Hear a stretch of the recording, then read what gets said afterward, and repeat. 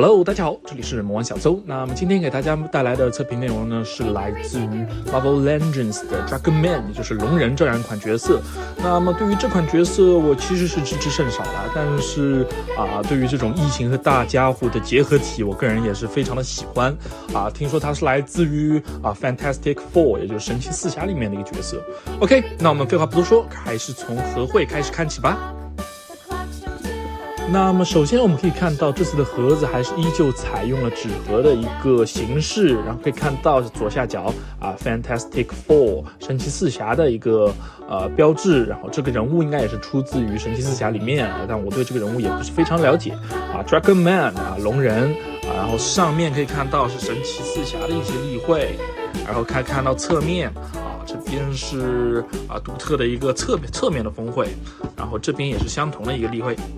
然后来看到这边是神奇四侠例会，然后这边是一些玩法的介绍，然后下面是一些应该是一些对于这个角色本身的介绍吧，包括这里。OK， 那么接下来我们就来看一下玩具本体以及配件的一些表现吧。OK， 那么现在大家所看到的呢，就是我将主体以及配件给拿出来之后的一个概况了。可以看到这次一共是给了2对翅膀一对替换手以及一个未来基金会的书和一个老花镜一共就是这么些配件。那我个人认为这些配件应该也是足够了对于它的把玩性来说，尤其是这2对翅膀和之前的天使掌以及天使不一样，它并没有使用折叠的翅膀，而是使用了2张一体的，一只张开一只关闭的翅膀来展现它翅膀的一些开合的方式。而后我个人还是比较推崇这种方式的，因为它增加了2种形态下翅膀的一体性以及可玩性包括这只翅膀上面的一些细节也得以补足，包括上面的一些静脉纹路什么的。那么我们也就借此机会，我来给大家替换一下它的翅膀它后面也是这种装动的，和之前天使长得差不太多。然后把它这个也拿下来，然后换上2只张开的翅膀。它这个的替换方式其实也还算比较简单它的手感也比较好，一插就直接就进去了。然后把这只也换上，然后2只这样张开，然后我们就得到了一个翅膀张开形态的一个龙人的形象。然后我们再来看到它的一个替换手型嘛，那我们可以看到它手型上面有一些龙鳞类似于美国队长胸前的那种龙鳞状的刻画。然后在龙鳞上的部分其实是有一些做了一些附层上去，会有一些就是闪光子在上面，一些波光粼粼的感觉在上面，是另外一层不同的涂层放到手的背面就没有这种。那我个人觉得这种的塑造应该还是可以吧，包括它身上有很多处都是运用了这样的塑造，待会儿我也会给大家来说一下。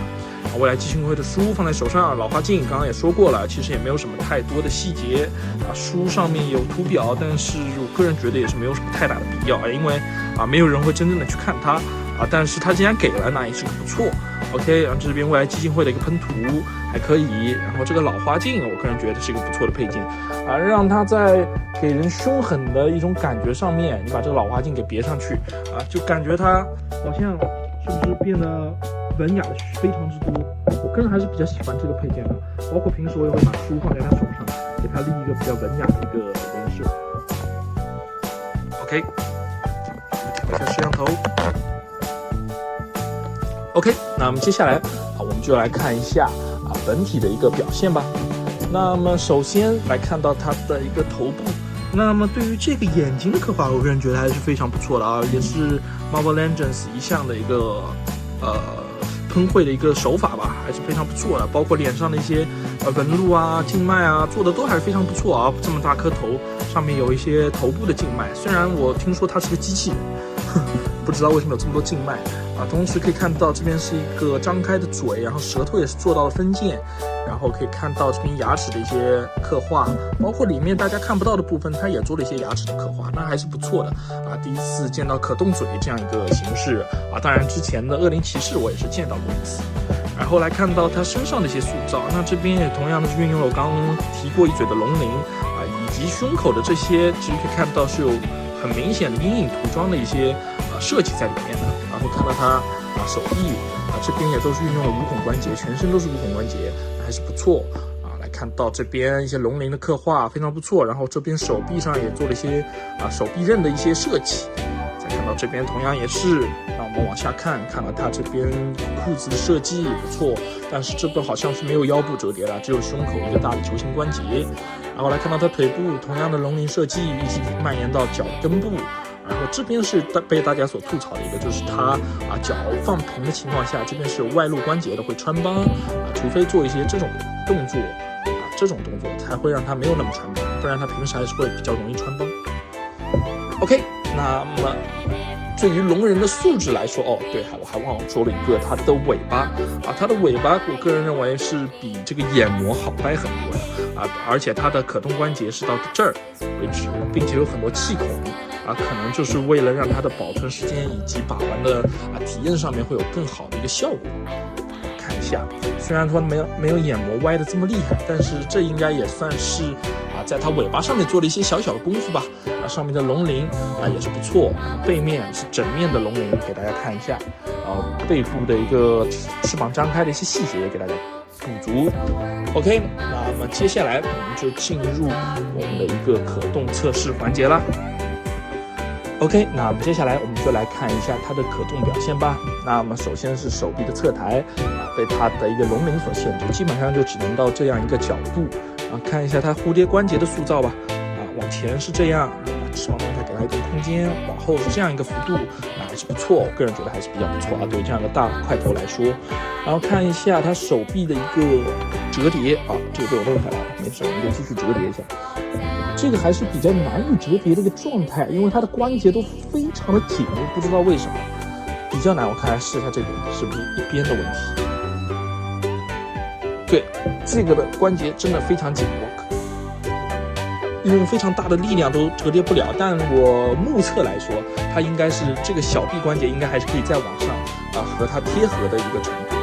实在是有点难掰，它的关节真的是非常紧。我已经用力到把它的2个手部的一个配件都给弄下来了，它还没有完全折叠，所以可见它的关节是非常紧的。大家打完的时候一定要注意一下。OK， 包括孩之宝，我个人认为它的一些大体型的玩具，也就是这一点除了上次测评过的那只毒液之外其他的大比例的玩具，我个人认为都是关节有点紧的存在。然后可以看到腰部，再到这边同样，然后前倾，给大家看一下，后拉，差不多是这样一个幅度。OK， 然后这样大的平转当然是没有问题的，当然也是稍稍有点紧，而且可以听到里面是有一些齿轮一样的东西在作祟。OK， 然后我们来看一下腿部，首先是个前踢，差不多是这样，稍稍有一些回弹这种大模型。后拉基本上就这样被屁股所限制侧踢当然是没有什么太大问题。然后来看一下它腿部关节是否会比上面好掰一点其实并没有手被夹到一下。然后这样，它腿部差不多是这样，我个人觉得是完全够用的一个状态对于大家伙来说。然后它的脚部接地性是绝对没有任何问题的随便放它都能站得很好。然后脚部的这样一个关节，给大家再重新提醒一下。然后来看到它背部的一个尾巴吧，差不多是这样。然后更多的可动基本上就来自于这个万向可以转的一个尾巴的这样一个形式了。OK， 那么接下来就进入到我们的一个购买建议环节吧。OK， 那么经过我刚刚的一些测评，大家对于这一款巨大的龙人玩具也有了一个初步的了解。那么接下来我拿一个6寸的人偶放在边上钢铁侠和这个秦格雷放在边上，给大家看一下它的尺寸了现在它基本上就是25厘米多吧是比反浩克装甲还要高一点点的存在。那么它的体型可以说是非常巨大了，和后面的那个眼膜比也算是比较大的一个了。虽然眼膜全部张开肯定能把它包裹住，非常大一个但是这只是真正意义上的大块头比之前的Maximum 的浩克以及我之前测评过的灭霸，还有最大的反浩克装甲还要大上1圈吧，但是比反浩克装甲基本上就高一点，也没有大上1圈。OK， 那么接下来我们就来聊到它的一个定价问题现在我个人能在二手平台买到的现货基本上是650左右几乎是没有什么太大波动了，基本上就是价格更多的甚至可能到699这样一个价格。然后我看有些地方的预定也会高达699当然官方店会更加贵一些，但是它的价格其实还是比较高的一个存在，所以购买的时候大家需要三思而行。但是对于这样一个定价来说，我个人觉得这款玩具的意义是大于它的价值的它的意义是之前就有过一个龙人，并且这种角色我个人认为在未来的很长一段时间内是不会进行一个重置的不像之前的反浩克装甲或者浩克这种热门角色，它还是比较容易来进行一个重置，甚至于更换新的零件有个新的形象或者新的配件。而对于这种冷门角色，时隔这么多年之后重新的一个设计以及出厂进行一个通贩，那么它的价格高一些，我个人觉得也是可以理解的，因为它的研发成本跟其他肯定也就是不太一样了，毕竟全身都是运用全新的新规零件包括它的配件以及它的翅膀给了2对并没有将它分体式的一个给它任何的可动的设计来保证它这种形象的一体性。我个人觉得诚意还是给到了只是在手型以及配件方面是否给了有一点少了，毕竟它的定价在这里包括它现在零售价也在这里，它的价格还是比较高的一个存在其实我认为大家如果喜欢这个角色可以观望一下我个人认为它涨的可能性并不是非常的大，毕竟它的噱头也没有特别多，像有布衣或者是其他什么新的东西放在里面但是它跌价的趋势我个人觉得也不会太有吧，除非你等个1年半载，它可能会稍有一些跌价或者涨价这种我都说不清楚，我要是知道我肯定就发财了，对不对 ？OK， 那么还是这句话希望大家量力而行，买到自己喜欢的玩具。这里是魔玩小邹，你的一键3连是我更新的动力。